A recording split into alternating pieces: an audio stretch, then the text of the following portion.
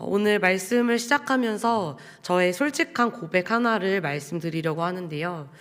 이제 저는 그동안 사역자로서 그래도 내가 맡고 있는 그 사역과 그 사역을 하고 있는 함께하는 그 사역 구성원들에 대해서 그래도 열심히 하고 있다. 그리고 완벽하지는 않지만 또 나쁘지 않게 사역을 하고 있다. 또 하나님 앞에서도 나름 열심히 하나님을 사랑하고 있다고 이렇게 나름 제 마음 속에서는 자부하면서 이렇게 사역의 시간들을 좀 보내왔던 것 같습니다. 그런데 최근에 이제 제가 1대1 예비 양육자 교육을 하면서 준비하면서 저의 신앙 상태를 저의 그런 민낯을 제대로 마주하게 되었는데요. 양육자 교육 부분의 앞부분에 이제 예수 그리스도에 대해서 알아가는 4주의 시간이 있습니다. 그 4주의 시간 중에서 마지막 네 번째 그 과정에 이런 내용이 있었어요. 예수 그리스도를 믿으면 개인적으로 무엇이 변화되는가? 예수 그리스도를 믿으면 개인적으로 무엇이 변화되는가? 이런 질문이 있었는데요. 예수 그리스도를 믿으면 개인적으로 어떤 변화가 있을 것 같으신가요? 네, 1대1을 하신 분들은 알고 계시겠지만 그 책에서 주는 그 답은 바로 오늘 읽은 본문과 같이 이웃사랑이었습니다. 예수님을 믿게 되면 이웃을 사랑할 수 있게 된다라는 것이죠. 이 질문과 답이 머릿속으로는 너무나도 당연하지 않나요? 저에게도 이 질문과 대답이 너무나도 당연했는데요. 이제 실제적인 그 다음 질문이 있는 겁니다. 자, 그렇다면 이웃 사랑을 잘 행하고 있는가? 예수님을 믿으면 이웃을 사랑할 수 있게 되는데 이웃 사랑을 행하고 있는가라는 질문 앞에서 저는 아무런 대답을 하지 못하고 있었습니다. 이웃을 사랑하기는커녕 이 질문을 통해서 돌아보니 이웃에 대하여서는 사실 관심조차 가지고 있지 않는 저를 발견하게 되었습니다. 그런데 사실 이웃이라는 단어까지 가야 하나요? 이웃이라는 단어까지 가지 않는다고 하더라도 저의 상태를 발견할 수 있는데요. 바로 주변에 있는 그 형제 자매라고 부르는 이러한 공동체 안에서도 사랑하지 못하고 있는 그런 저의 모습을 발견할 수 있었습니다. 입으로는 분명하게 하나님을 사랑한다고 말하고 또 그 받은 사랑에 대하여서 감사한다고 하나님 앞에 표현하지만 내 뜻에 대하여서 따라주지 않는 사람, 또 내 입장에서는 이해가 되지 않는 사람, 이렇게 개인적인 판단에 따라서 굳이 사랑해야 할 필요성을 느끼지 못하는 자들을 향해서는 힘써 사랑하지 않고 있는, 사실 그렇게 하지 못하는 그 넉넉한 마음 없이 살아가고 있는 그런 모습인 것이죠. 여러분들은 어떠신가요? 혹시 저처럼 하나님을 향한 그런 수직적인 사랑에는 또 온 마음을 다하고 열심을 다해 하지만 옆을 향한 그런 수평적인 사랑에 대하여서는 조건을 가지고 있는 그런 사랑을 행하고 계시지는 않으신가요? 그런데 그 오늘 본문에서는 그런 우리에게 정말 아주 단호하고 또 명확한 어조로 이야기를 하죠. 요한일서 4장 11절의 말씀을 우리 함께 다시 한번 읽어보겠습니다. 사랑하는 자들아, 하나님이 이같이 우리를 사랑하셨은즉 우리도 서로 사랑하는 것이 마땅하도다. 아멘. 우리 옆 사람과 이렇게 함께 인사해 보겠습니다. 당신을 사랑해 보겠습니다. 네, 사랑합니다가 아니라 사랑해 보겠습니다. 네, 오늘 본문인 이 요한 1서는 이제 사도 요한이 노년에 에베소 교회와 그 주변 교회들에게 쓴 편지인데요. 당시 그 주변 교회들, 에베소 교회와 그 교회들에는 영지주의라는 이단이 침투해 있었습니다. 그 영지주의자들이 주장했던 핵심은 이런 것이죠.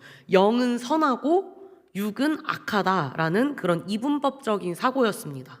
그래서 이 사람들은 그 신비한 영적인 지식을 알게 되면은, 그 지식을 얻게 되면은 구원을 얻는다라고 본 것이죠. 그런데 이렇게 영적인 지식을 얻는 것까지는 너무나도 좋은데요. 이들의 그런 사상은 이런 논리까지 이어지게 됩니다. 내 영혼이 이제 지식으로 구원을 얻었다면 껍데기이자 그 악한 육체는 이제 이 세상에서는 무엇을 해도 무슨 짓을 해도 상관이 없다. 아무런 상관없다. 라고 말을 하는 것이죠. 그래서 그 자신들의 논리를 자신들은 이 영적인 자유라고 불렀지만 사실은 그 모습은 육체적인 방종과 그런 타락으로 치닫는 모습이었습니다. 그래서 결국에는 그 영지주의자들은 입으로는 정말 하나님을 안다고 그 영적인 비밀을 안다라고 고백을 하면서도 실제적인 삶에서는 자신들 마음대로 행하면서 형제를 미워하고 또 이웃을 외면한 채로 제멋대로 살아가는 그런 신앙이었던 것입니다. 그래서 이 사도 요한은 이 요한일서라는 편지를 통해서 그들이 주장하고 있는 논리를 반박하는 거예요. 요한일서 2장 4절에서 6절의 말씀입니다. 그를 아노라 하고 그의 계명을 지키지 아니하는 자는 거짓말하는 자요 진리가 그 속에 있지 아니하되 누구든지 그의 말씀을 지키는 자는 하나님의 사랑이 참으로 그 속에서 온전하게 되었나니 이로써 우리가 그의 안에 있는 줄을 아노라. 그의 안에 산다고 하는 자는 그가 행하시는 대로 자기도 행할지니라. 아멘. 아는 대로 행해야 한다. 이 요한의 논리는 명확한 논리입니다. 하나님을 정말로 안다면, 하나님이 어떤 분인지 안다면 하나님의 성품이 반드시 내 안에 들어오게 되고, 그렇다면 그 하나님의 계명을 지키는 삶, 즉 사랑하는 삶은 반드시 뒤따라올 수밖에 없다라는 것입니다. 하나님을 알고 있는데도 삶이 그렇지 않다면, 아는 삶이 아니라면 그것은 하나님을 아는 것이 아니라고, 그것은 거짓말이라고 요한은 단언을 하고 있습니다. 우리가 영지주의자들과 같은 이단이 아님에도 불구하고 참 찔리게 되는 말씀인 것 같습니다. 하나님을 알면서 그렇게 살아가지 못하는 우리들의 모습이 보여지기 때문이죠.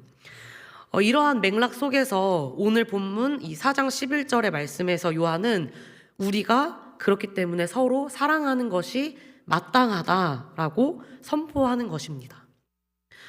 여기서 마땅하도다라는 그 단어는 헬라어로 오페일로라는 단어인데요. 이 단어는 사실 성경에서 무거운 의미를 갖고 있습니다.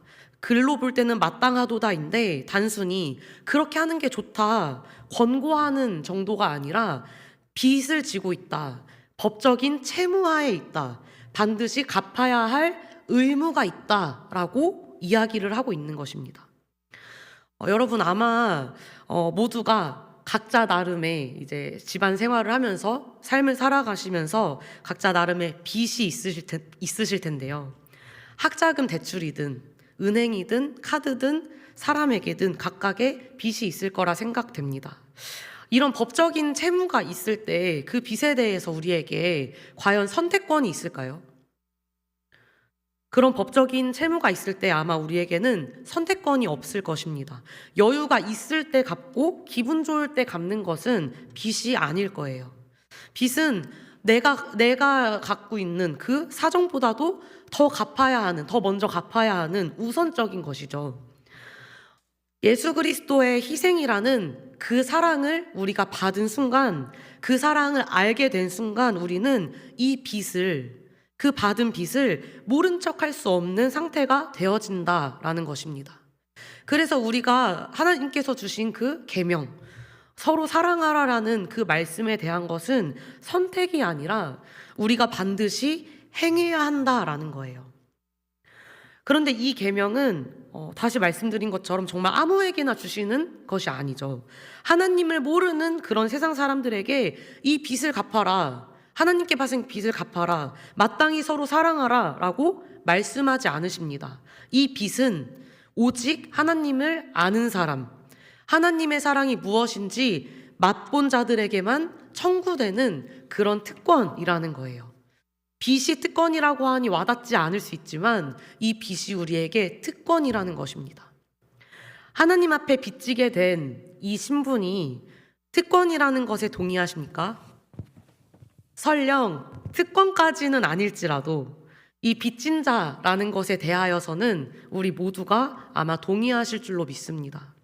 그래서 그 주신 계명은 우리가 정말 마땅히 행해야 하는 것이죠. 그렇다면 여기에서 또 한 가지 질문이 생기게 되는데요.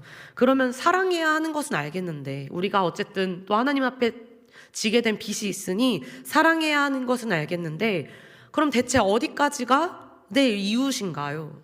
대체 어디까지가 내가 어디까지 책임져야 하나요? 라는 그런 질문을 우리는 하게 되는 것 같습니다. 성경에 보면 위의 질문과 같이 제가 방금 말씀드린 질문과 같이 똑같은 고민을 했었던 그 부자 청년 한 사람이 나오게 되죠.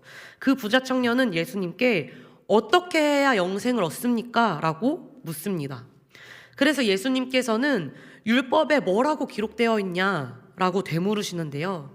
그렇게 예수님께서 되물으시자 그 청년은 막힘없이 기다렸다는 듯이 대답합니다.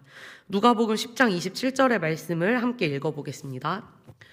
대답하여 이르되 내 마음을 다하며 목숨을 다하며 힘을 다하며 뜻을 다하여 주 너의 하나님을 사랑하고 또한 내 이웃을 내 자신같이 사랑하라 하였나이다. 아멘. 놀랍게도 저희가 이미 그 하나님의 말씀을 아는 것처럼 이 부자 청년도 다 알고 있었습니다. 그런데 하필 이 부자 청년은 자신이 옳다라는 것을 더 드러내고자 예수님께 한 번 더 질문을 하는데요. 이렇게 질문을 하죠. 그러면 내 이웃이 누구입니까? 라고 질문을 합니다. 여러분, 교수님들이 또 선생님들이 좋아하는 학생이 어떤 학생인지 아시나요? 네, 맞습니다. 질문을 잘하는, 많이 하는 학생이잖아요. 그래서 대학교에서 이제 질문을 잘하게 되면은 그 교수님의 눈에 띄게 되고, 눈에 띄어서 어떤 일이 생길까요? 네, 불려가고 조교가 되고 점점 더 많은 과정을 밟게 되면서 그 분야에 더 깊이 들어가게 아마 될 거예요. 이게 참 좋으면서도 어려운 일인데요. 신앙의 세계에서도 좀 비슷한 것 같습니다. 적당히 알고 넘어가면 조금 더 편했을 것인데 이 질문을 던지는 순간 우리가 그렇게까지는 알고 싶지 않았었던 그 본질이 튀어나오게 되기 때문이에요. 이 청년의 질문이 바로 그랬습니다.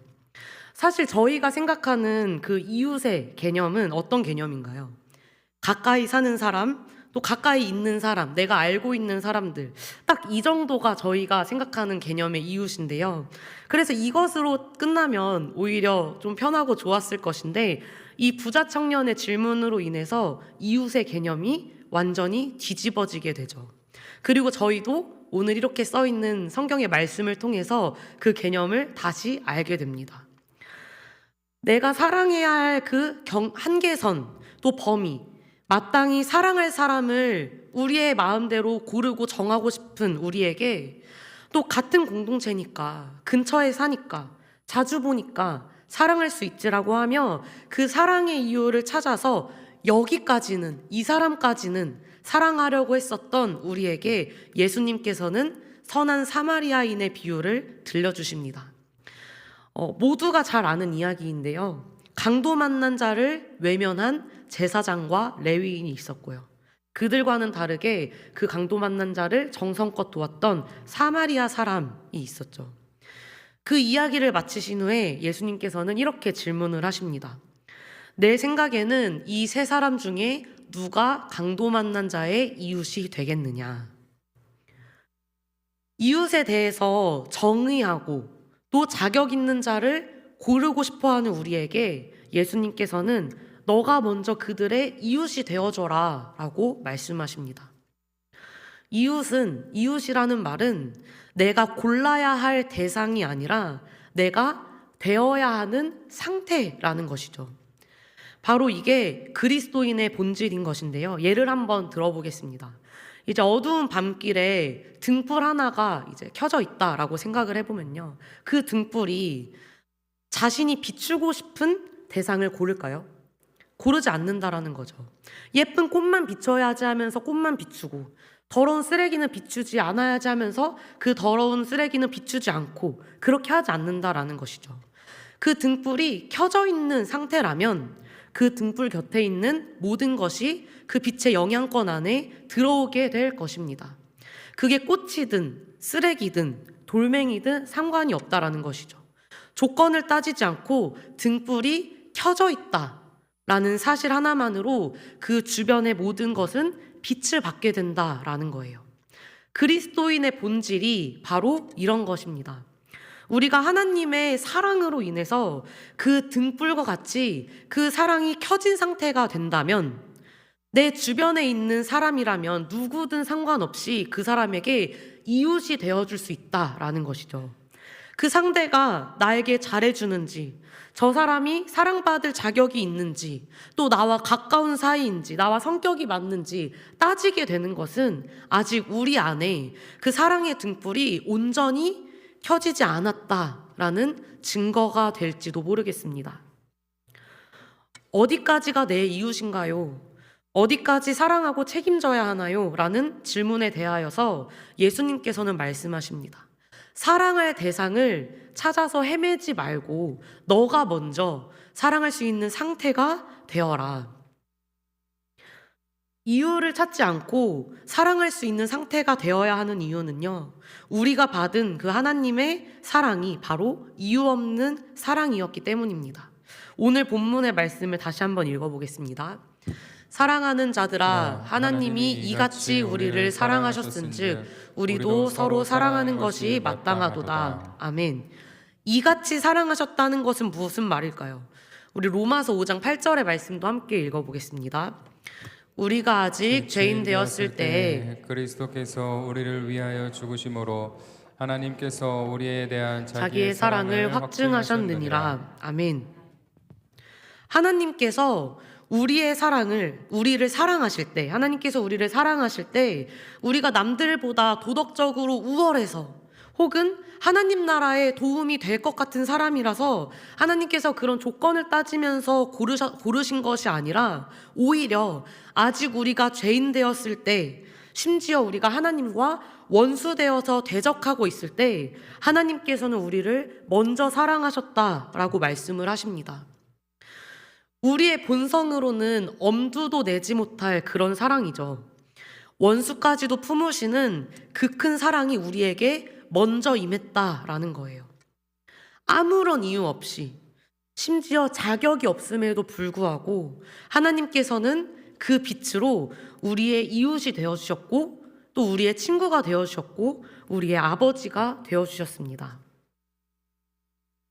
사랑할 이유가 없는 우리에게 사실은 오히려 사랑하지 않을 이유가 더 많은 우리의 친구가 되어주신 그 예수님의 그 큰 사랑을 받은 우리는 마땅히 이제 그 등불을 켜야 하지 않을까요?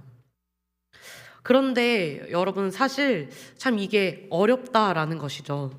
이렇게 말씀을 전하기 위해서 설교문을 작성하는 저조차도 머리로는 이것이 잘 알겠고 이해가 가고 그렇게 해야 하는 것을 알지만 그렇게 행하지 못하고는 저의 모습을 알기 때문에 마음이 답답하고 두렵습니다. 아무리 결단하고 교회 문을 나선다고 하더라도 내가 그 바라보게 되는 사람들, 힘들어 지쳐있는 그 사람들을 넉넉히 품을 만한 여유가 없고요. 또 누군가가 내 자존심을 조금만이라도 건드리면, 또 나에게 조금이라도 피해를 주는 것 같으면 곧바로 날이 서버리고 그 미워하는 마음이 불쑥불쑥 올라오게 된다라는 거예요. 원수를 사랑하기는커녕 나에게 피해를 끼치는 그 작은 실수조차 용서하기가 힘든 게, 용납하기가 어려운 것이 우리의 솔직한 모습인 것입니다. 그래서 이런 고민까지 하게 되는 것 같아요. 하나님께서는 왜 그냥 하나님만 사랑하라는 것으로 끝내지 않으시고 이웃을 사랑하라 그렇게 계명을 주심으로써 우리의 힘으로 도저히 할 수 없는 이 계명을 주셔서 할 수 없는 우리의 마음을 더 어렵게 하실까? 하나님께 빚을 졌다면 차라리 하나님만을 사랑함으로 갚으면 되지 않을까? 그런 생각을, 또 그런 고민을 하게 되는 것 같습니다. 왜 우리에게 하나님만 사랑하라고 하지 않고 이웃을 사랑하라는 그 계명을 주셨을까요? 먼저는 우리의 무능함을 뼈저리게 깨닫게 하기 위해서입니다. 성경에서 율법의 1차적인 기능은 죄를 깨닫게 하는 것이죠. 구약의 율법에 대해서도 사실 이것은 우리가 정말 완벽하게 지킬 수 있는 것이 아니라는 것을 알게 되는데요. 그것으로 인해서 내가 죄인됨을 고백하게 되는 것처럼 이웃사랑이라는 계명 앞에 서게 되면 우리는 비로소 우리의 민낯을 보게 된다라는 거예요. 아, 내 힘으로는 안 되는구나. 내 안에는 정말 그 눈꽃만큼의 사랑도 없구나. 그 절망적인 스스로의 그 깨달음이 바로 이제 은혜로 가게 되는 첫걸음이라는 것입니다. 내가 내 안에 사랑이 없다라는 것을 인정할 때 비로소 나의 의를 의지하고 있었던 그 모든 것들을 내려놓을 수 있기 때문입니다. 이제 우리 청소년을 양육하시는 부모님들의 고백을 들으면 청소년기에 자녀를 양육하면서 내 힘으로 도저히 안 된다는 것을 깨닫게 되신다라고 이야기를 많이 하세요. 그래서 이렇게 내 힘으로 도저히 되어지지 않는 것을 깨닫고 내 힘을 빼게 되면 어떤 일이 일어날까요? 그게 바로 이 계명을 주신 두 번째 이유인데요. 그때 하나님 앞에 더 간절하게, 더 절박하게 나아가게 된다라는 것입니다. 내 힘으로 안 된다라는 것을 절실하게 느낄 때 우리는 비로소 그 하나님의 사랑을 더 간절하게 구하기 시작해요. 하나님, 제 마음이 너무너무 좁습니다. 다시 하나님의 사랑을 부어주세요. 그래서 이렇게 우리가 정말 이웃사랑의 계명을 실천하면 실천하려고 막 몸부림치면 칠수록 역설적으로 깨닫게 되는 점이 있는데요. 아, 하나님이 나를 이토록 참아주셨구나. 내가 저 사람 한 사람을 도와주기도 힘든데, 그럴 만한 여유도 없는데 하나님은 나 같은 죄인을 참으시고 어떻게 이렇게 사랑하셨을까라고 하면서 그 하나님의 사랑을 깨닫게 된다라는 것입니다. 이웃을 사랑하려고 애쓰다가 실패해 본 사람만이 그 하나님의 사랑이 얼마나 말도 안 되게 큰지를 실감할 수 있을 거예요. 행하면 행할수록 우리의 부족함을 깨닫고 그 부족한 만큼 하나님의 크신 사랑을 더 깊이 알아가게 되는 것, 이것이 하나님께서 우리에게 이 계명을 주신 진짜 이유입니다. 하나님께 빚진 자가 되어버려서 이 어려운 계명을 행해야 하는 슬픔에 빠지는 것이 아니라 이 계명이 우리에게 주어질 만큼 감당할 수 없는 큰 사랑을 이미 받았다라는 그 기쁨으로 나아가는 여러분들 되시길 간절히 소원합니다. 분명히 우리가 이 결단을 내리고 예배당 문을 나서는 순간 또 우리를 기다리고 있는 현실은 그렇게 녹록지 않을 것입니다. 당장 바로 우리는 다시 내 마음을 어렵게 하는 사람을 마주해야 되고, 또 내 시간을 뺏는 이웃을 견뎌야 합니다. 그리고 고민하게 되죠. 도와줄까 말까. 그때 우리가 깨달아야 할 것이 있는데요. 바로 그런 이웃 사랑은 내 성품을 다듬고 내 성품을 수양해서 되는 그런 도덕적인 문제가 아니라는 것입니다. 그런 도덕적인 문제가 아니라 치열한 그 믿음의 싸움이라는 사실임을 깨달아야 합니다. 우리가 이웃을 향하여서 선뜻 돕지 못하는 이유, 그들에게 마음을 열지 못하는 이유, 이웃을 도와줄 만한, 또 이웃이 되어질 만한 상태가 되지 못하는 이유는 무엇일까요? 내가 못됐기 때문일까요? 아니면 성품이 부족해서일까요? 그것이 아니라는 거예요. 사실은 우리 안에 하나님이 나를 채우실 것이다, 하나님이 나를 책임져 주실 것이다 라는 그 믿음이 희미해졌기 때문입니다. 사랑이 부족한 것을 가지고 믿음이 없다 라고 말하는 것에 대하여서 인정하기 어려울 수도 있을 것 같습니다. 하지만 요한일서 5장 3절에서 5절에서는 이렇게 말하고 있어요. 함께 읽어보겠습니다. 하나님을 사랑하는 것은 이것이니 우리가 그의 계명들을 지키는 것이라. 그의 계명들은 무거운 것이 아니로다. 무릇 하나님께로부터 난 자마다 세상을 이기느니라. 세상을 이기는 승리는 이것이니 우리의 믿음이라. 예수께서 하나님의 아들이심을 믿는 자가 아니면 세상을 이기는 자가 누구냐. 아멘. 사랑하고 그 계명을 지키는 하나님께로부터 난 자가, 사랑하고 그 계명을 지키는 하나님께로부터 난 자가 세상을 이기게 될 것인데요. 어떻게 이길 것이냐, 어떻게 그 계명을 지키고 어떻게 사랑으로 나아갈 것이냐라고 할 때 바로 믿음으로 이긴다라는 것입니다. 믿음으로 사랑할 수 있고 그것으로 승리케 된다라는 거예요. 그렇기 때문에 이 이웃사랑이라는 계명을 지켜 행하는 것은 믿음의 싸움이 된다라는 것입니다. 우리가 누군가를 돕거나 친절을 베풀 때 우리 마음속에는 바로 계산이 시작될 것입니다. 내가 이만큼 하면은 저 사람도 나한테 이만큼 해주지 않을까? 내가 이 시간을 쓰면은 내 할 일은 또 언제 하지? 이런 생각들이 우리를 붙잡게 되는 이유는 내가 가지고 있는 힘이 오직 전부다라고 생각하기 때문입니다. 그래서 내 시간, 또 내 감정, 또 내 물질이 내 주머니에서 나가면 이것은 다시 채워지지 않을 것 같은 그 두려움이 우리의 모든 마음과 생각을 인색하게 만드는 거예요. 저 또한 참 많이 싸우게 되는 부분인 것 같은데요. 하지만 성경은 우리에게 도전합니다. 광야에서 이스라엘을 먹이신 하나님께서 오늘 여러분들의 그 쓸 것을 채우지 않으시겠나요? 이웃을 사랑하는 것은 단순히 착한 일을 하는 것이 아닙니다. 내 주머니를 채워주시고 또 나의 삶의 시간을 인도해 나가시는 분이 내가 아니라 하나님이라는 것을 인정하며 삶으로 선포하는 그러한 행위입니다. 내 안에 두려움과 싸워보시길 바랍니다. 나누어 주면 부족할 거야. 시간 써봤자 손해일 거야. 너가 하지 않아도 돼 라는 그런 사탄의 속삭임에 속지 않길 바랍니다. 하나님을 신뢰함으로 그 경계를 넘어서는 것, 그것이 진짜 믿음의 실력입니다. 하지만 이 싸움이 시작되면 우리는 정말 무조건적으로 한계에 부딪히게 될 거예요. 나 자신의 밑바닥을 보게 되고 또 좌절하고 괴로워지게 될 것입니다. 하지만 실패하더라도 두려워하지 마십시오. 사랑하려고 애쓰다가 또 마음이 좁아지고 날이 선 나 자신을 발견해도 괜찮습니다. 그럴 때면 다시 주님 앞에 나아가는 거죠. 주님, 제 믿음이 이것뿐입니다. 저를 다시 그 주님의 사랑으로 가득 채워주세요 라고 고백하며 주님께 나아가면 됩니다. 하나님은 우리가 완벽하게 사랑해내는 그런 결과를 보시는 분이 아닙니다. 우리가 내가 원하는 곳만 비추려 하지 않고 정말 등불로서 내가 있는 그 주변을 그냥 전체를 밝히려고 하는 그 과정 속에서 우리를 향한 하나님의 사랑이 얼마나 컸는지를 다시금 발견하기를 원하십니다. 내가 누군가에 대하여서 비춰주고 싶지 않아서 괴로워할 때 비로소 죄라는 그 어둠에 빠져있던 나를 가장 밝게 비춰주셨던 그 예수 그리스도의 십자가의 은혜가 깨달아지게 될 것입니다.